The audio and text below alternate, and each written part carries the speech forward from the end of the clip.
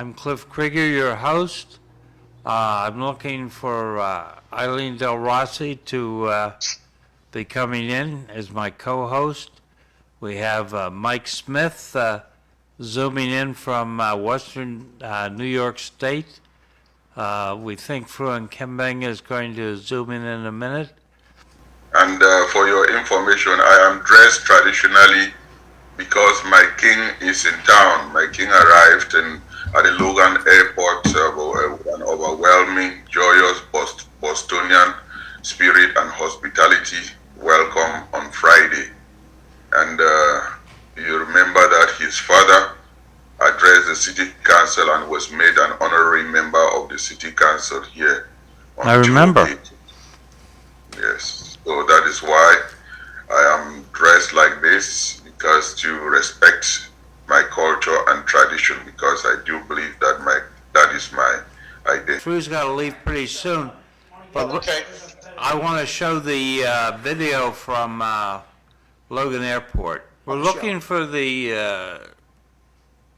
His Royal Highness the King of Bamenda. I mean, that is really Boston, Massachusetts, Boston hospitality, and the spirit of Boston was there in display. You see a state trooper welcoming His Royal Highness. It has never really happened, and even out of the joy of it, embracing. Those are my two sons. Boston, His Royal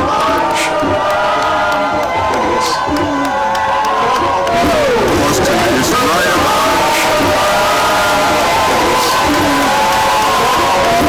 Bamenda, and you know, since 2000, Lowell City has a sister relationship with Bamenda, and that is the paramount king of the Mankon people.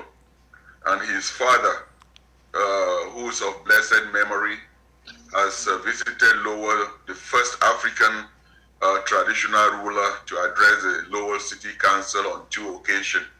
And he was really graciously received here in Lowell, and he said Lowell is really his home in America. And you could see the Boston spirit, Boston hospitality on display there. Well, it looks like he could show President Biden some moves.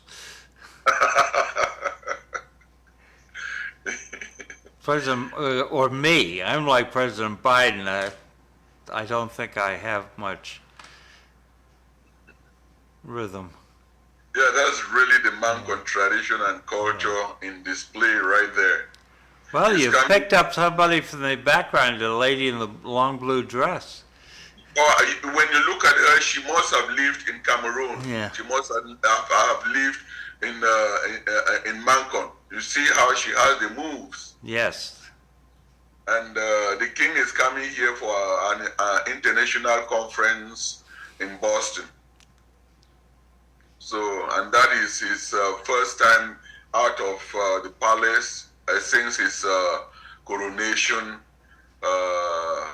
2 years ago.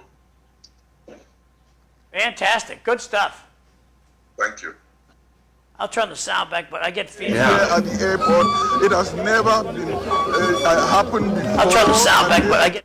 You see, people were surprised. I mean, they have never seen this in Boston. And the most admirable and lovable thing is the state trooper. That's demonstrating the Boston spirit of hospitality on play when he stopped traffic and conducted traffic for His Royal Highness to get into his motorcade and convoy to leave the airport. We really appreciate the Boston spirit and the Massachusetts people for according him this royal welcome. Well, is your son filming this? I'm the one filming it. That's why you don't see me. I'm the one filming it with my iPhone. Oh, okay. Yeah, There he that is. me The filming. star of the show right there. There's Fru. Yeah. So you see the power of an iPhone. Fantastic, isn't it? Amazing. The iPhone has changed the world's governments. So he has a very tight schedule. I'm trying to see if he could, if his schedule will permit him. He may come here next Sunday. He would have addressed the city council, but his conference is too tight. It would not permit him. The mayor and the city manager's office had actually graciously reserved the mayor's reception room for him to come on and address the city council on Tuesday, but his busy schedule will not allow him. And after that, the city council is in session till August 6th. By then, he would have already left. Yeah. I really thank you, and I thank City Live Show for putting this on the air. That is huge. Well, I wish the king the best weather while he's here. It's cooled off a bit. It's going to be in the 80s this week, and so I wish him the best weather. And if he comes up to Lowell, hope he enjoys some of our food up this way. Oh yes, if his schedule permits him to come to Lowell, John, I will invite the Lowellians again because he says this is his home. His father has been here twice, and he would really be sad if his schedule does not permit him to come here. But he will officially visit Lowell one day. Beautiful. His name's pronounced Angwafo? His father was His Royal King Angwafo III. He succeeded his father as King Angwafo the IV. Okay. Yeah, pretty cool. Thank you. Okie doke. Thank you, John. So, of course, the big news is President Biden is stepping aside in the race for president and gave his full support to Kamala Harris. And his big bowl of money, $90 million. Yeah. So for the Democrats, it doesn't seem to be so much about electing Joe Biden as it is about making sure they defeat Donald Trump.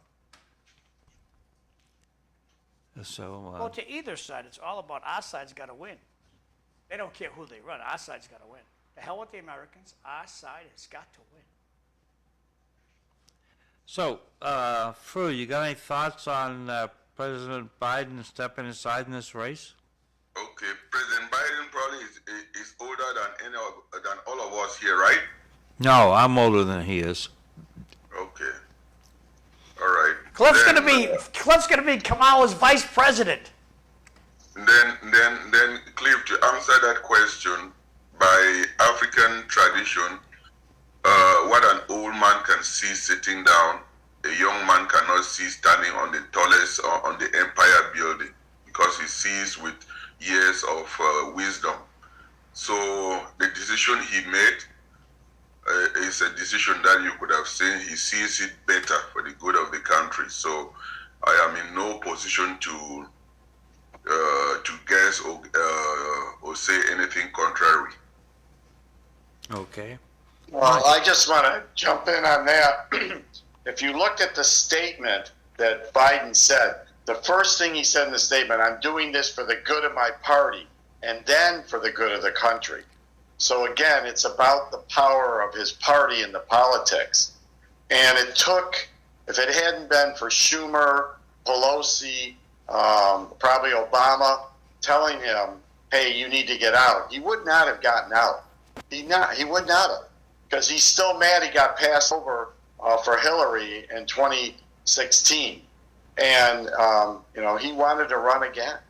He was forced out by his party because they're worried about they're going to lose the Senate and the House and state elections. So it's all about the Democratic Party keeping power or holding on to things they have now. It's not about Biden. It's about the party. And Mike, to add on that, that shows that we have someone who listens to his people, who listens to his party, who listens to advice. He doesn't do things because I think I am above all. So I think what you have just said justify his rationale. He's standing up. It is a Democratic Party. He is the head of the Democratic Party. That if win or lose, he will be the head of the country. So what he speaks, there is wisdom in it, and you have just confirmed by what you have said. Well, I actually think the reason he finally gave in is because they're going to leak bad stuff about him. I think they've got his medical records and his conditions for it, and I think they were going to leak stuff out if he didn't agree.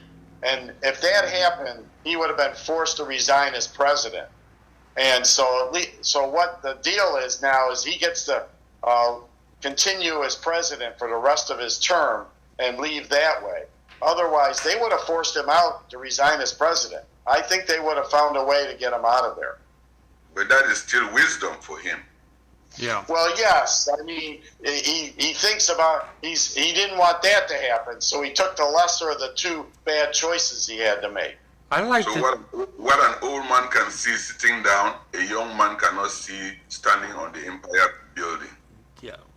I take a more positive view. I think that the Democratic Party had to get the right exit package so that he felt that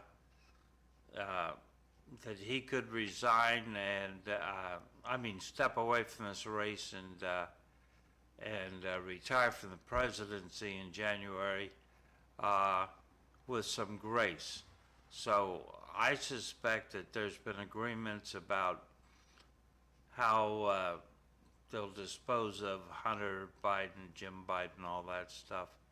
And I wouldn't be surprised to find that Dr. Joe Biden gets a named chair at some college somewhere around Delaware. Maybe the president goes on a couple of boards. I think they had to put together a package. That's just my view. I tend to agree with Cliff. He's going to get something. And depending on how the trials go in California for Hunter Biden, I mean, he said he would never pardon his son. I'm not sure that's going to hold true. I think at the very least, he'll commute a sentence if he can do that. So I really think that he's going to protect his son from going to jail. John. Thank you, Cliff. I think they got to Dr. Jill, and they convinced her that it's time for Joe to step back. And I think that was the mainstream of what changed his mind, because he, listening to President Biden on the television and seeing how he was angry, but more importantly, he was deeply hurt that his party just was letting him go. And I think that his wife, Dr. Jill, got to his ear and said, Joe, let's sit back. Let's sit this one out. That's my takeaway from everything. Back to you, Cliff. Okay. I was going to say that it looks as if some people are very, very worried by this sudden move, that it has actually caused confusion in the other camp. That's why they are worried very much about him instead of concentrating on their own camp. I think that, yeah, it's raised some issues, although the Republican candidate, former President Trump, said that he wasn't worried about it, but we'll have to see how that works out. When or should President Biden step down as president? That's my takeaway from Fred's issue. Thanks. Fru, what do you think? What was the question? That they want him to step down? As president, yeah. He said, Fred Wilkie says, should he step down as president since he's not going to run?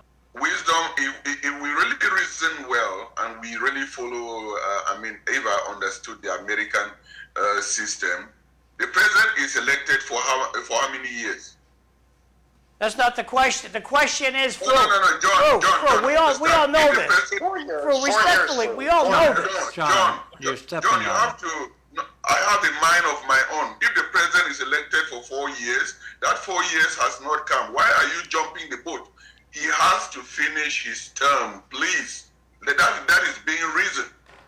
Why should you jump in and we say we are a nation of following laws and be asking whether he would? It's on him. Nobody should ask that question if you are in your right mind, because he's not incapacitated and the 4 years are not over. We are talking about re-election. That re-election comes in November. Yeah. Okay. Well, Respectfully, there's some no, reasons- I just wanna hold, throw wait, in a just couple a second, things Michael. going I'm on. sorry. You can get in just a second. Fru, he just said, I'm stepping back for the good of the party and the country. Now, what my takeaway from that is, hey, look it, I'm worn out. I'm I'm sick of this. stepping back from running, okay, from re-election. go ahead. Understand that. I'm sorry, I was talking, I didn't hear you. Would you repeat that? I'm saying he said he's stepping back as a candidate for re-election. Understand his words and don't interpret it your own way to suit your narrative. So when he resigns over this next week, when he resigns and makes Kamala president, what will you say then? And then I want to hear Mike's point. You are putting words in my mouth. Resignation has never featured anywhere. That's your own narrative. I understand. Please, Mike, what were you going to say? I'm sorry. Then back to Cliff. Okay, no, that's okay. So, of course, and this isn't my opinion that he should step down as president, because he is elected. I'm sure that was part of the deal that was made, that he gets to finish his term out. But of course, now the Republicans now are saying, well, if he feels that he's not capable of running for president, then why should he remain as president? That's the new narrative that's coming out from that side of the parties. But if they get him to resign, and it would not be the Republicans who got him to resign. I don't care how much they say in the news; they got no leverage over that. It would come from the Democratic Party. So that would give Kamala as president. She'd be the first woman president, and gives her a lot more leverage and power and access to things to show that she's capable of running in this election. So that whether that happens or not, I'm not sure. It all depends on what they think the polls are and how it's going to help their party. Remember, this election, it isn't about you and me, about the good of the country. It's about which party is going to hold on to or gain more power. That's all it's about. To be quite honest, either party, they just want to have the power. They don't necessarily always look what's good for us in the country, and that's the sad thing. Okay, I want to take go ahead, quick. My question is this the first time that a president has said he's going to run for re-election? And if this is the first time, what party, which president and from which party? Well, in the past, Lyndon Johnson stepped away in 1968 after the New Hampshire primaries, and in 1952, Harry Truman stepped away and said he wouldn't run. Both Democrats. Okay, then there's a precedent. So we should look at what has happened in the history and discuss on that, not thinking that this is the only time it has happened. I know you have to leave, Fru.